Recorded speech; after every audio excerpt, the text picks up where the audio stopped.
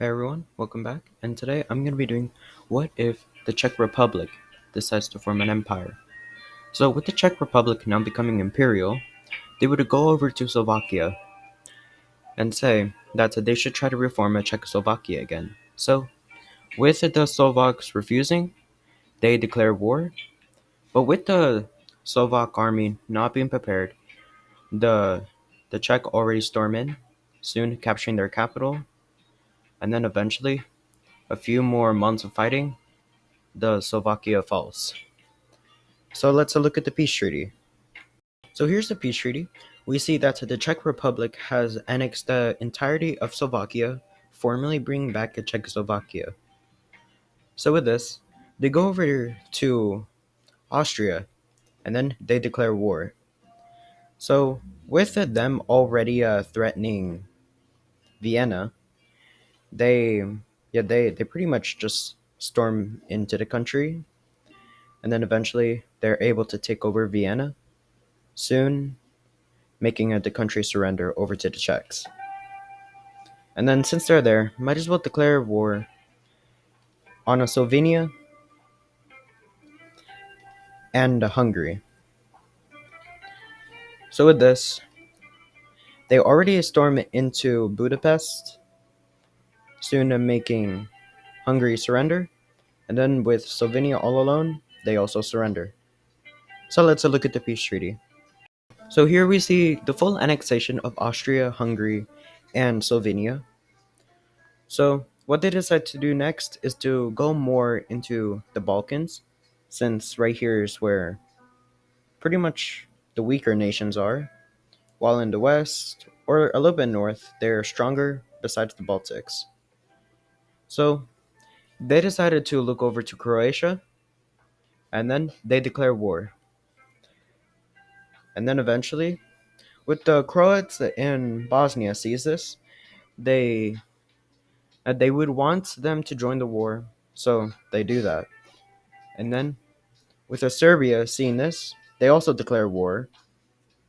And then they go over to Kosovo, saying that if they would help them, they would they would become an ally.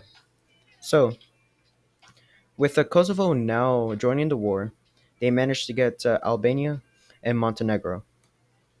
So, with them now having to fight a two-front war, yeah, they would, and they're pretty much sandwiched together. But with the Czechs already going through, already capturing Croatia's coast, they are able to link up with the other army, and then eventually soon capturing Croatia's capital, soon making them surrender, and then storming into Bosnia, soon already threatening Sarajevo, and then they fall. And then with the Serbians already capturing Kosovo and storming into Albania and a little bit of Montenegro, they are halted with the Czechs already coming down over here.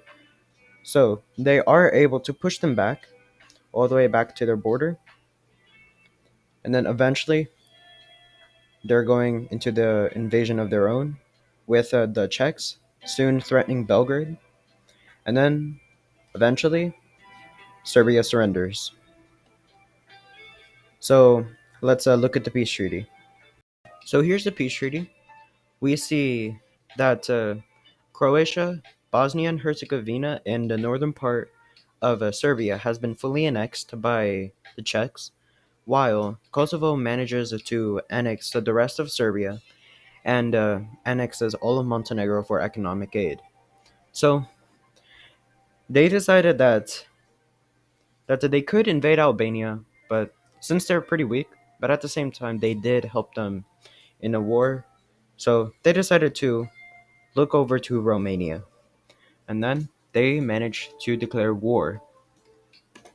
So with them being fully prepared, but I mean, the Romanians are a little bit prepared, but not much. So with this, they're able to storm into the country, but then eventually the Romanians are now fully mobilized and they're already threatening Bucharest, but they are able to push them back all the way to here, splitting them into two, but eventually they're able to do an encirclement. Soon, this part wipes off, then they are able to manage Bucharest, and then with a little bit more, Romania surrenders. And then since they're there, might as well declare war on Bulgaria and North Macedonia. So, with the troops already stationed in the Romanian Bulgarian border, they storm in, soon capturing their coastline, and then already capturing Sofia, and then into North Macedonia. So, let's look at the peace treaty.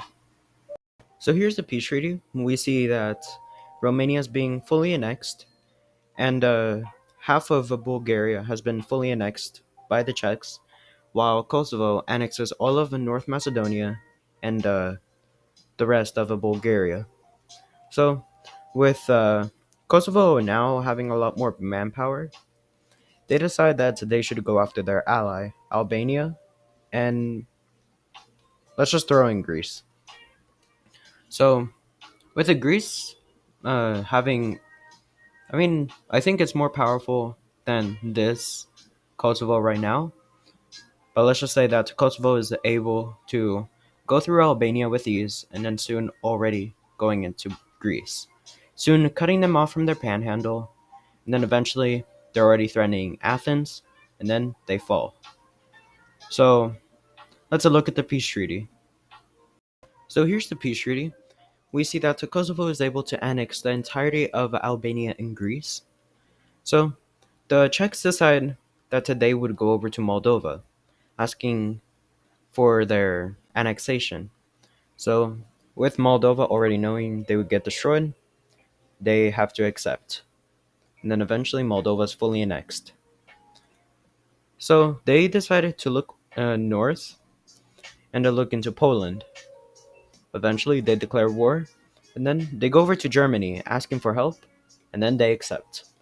So, with the Germans' uh, aid into this Polish war, the Czechs are now able to advance, making the Germans capturing their coast, and then soon being able to connect, and then soon capturing Warsaw, and then eventually Poland surrenders.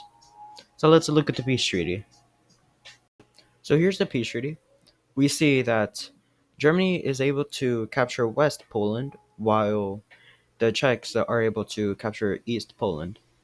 So with them having access to the sea right here, they decided that they would want to get more territory over the Baltic Sea.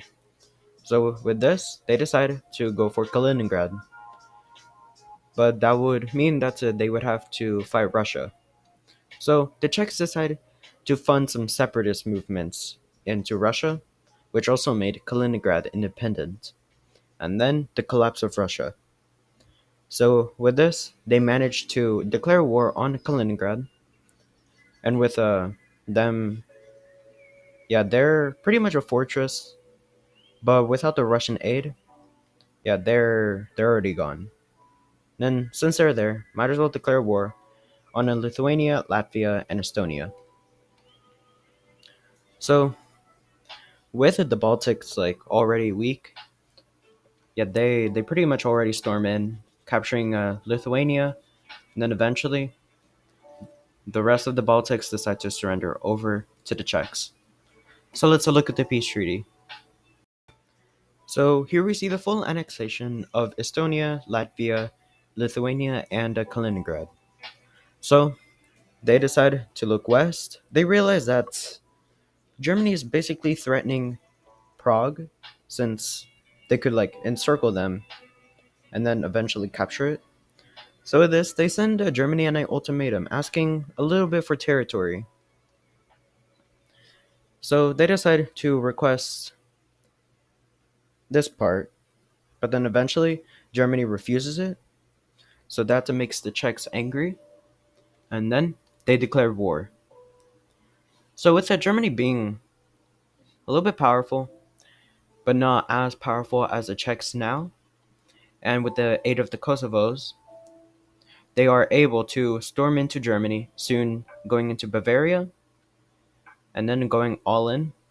And then eventually they go up from Poland, capturing the Germans' claim in Poland, and then eventually Berlin is captured.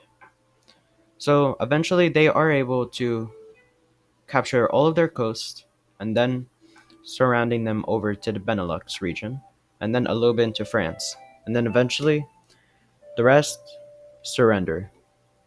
So let's look at the peace treaty. So here's the peace treaty. We see that all of Germany has been fully annexed except for the northern part, soon giving this a little bit of part of Germany over to Denmark. So they decided to look a little bit more east and then declaring war on both Belarus and Ukraine. So with Ukraine being stronger with Belarus, and also they're unable to bring up Russia since Russia collapsed, forcing them to release Siberia and releasing the Kola Peninsula and the valuable part of Russia. So with the troops already storming into Ukraine, they pretty much invade all of it, but eventually they are halted into a stalemate, and then they are able to surround the this part of Belarus, making them fall, and then eventually already capturing Minsk. Belarus surrenders. And then with the troops over here, they invade, soon capturing Kiev, and then eventually Ukraine surrenders. So let's look at the peace treaty. Here we see the peace treaty of Ukraine and Belarus. We see them being fully annexed. So eventually, this does look very big, but at the same time, it's small. So they decide to go over to Kosovo, requesting for some territory. And then Kosovo rejects it. So what happens? War.